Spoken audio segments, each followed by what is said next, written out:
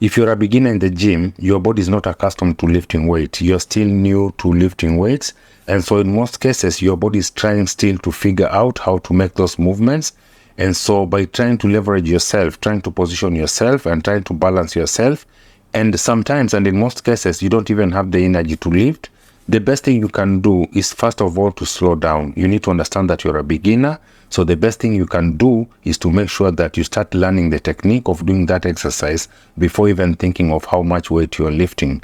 So when you try to lift heavy weights, just because you see the bigger guys than you are lifting heavy weights, you are at high risk of getting injury. So you just need to be patient and know that when the time comes, you will build a lot of muscle.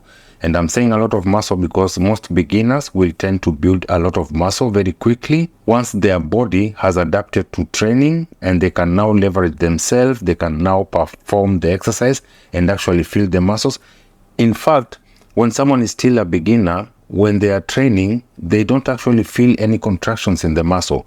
All they feel is a heavy load that they just have to move from point A to point B. They don't have things like mind to muscle connection that mostly intermediates and advanced people could be having. And in those initial stages, especially the first few months, they're just learning how to move. Understand that people that you see lifting heavy weights have been doing this for years. They've honed in the skills. Their central nervous system is well adapted to lifting those kind of weights. So you just need to wait, be patient, put in the work, and you're going to build muscle.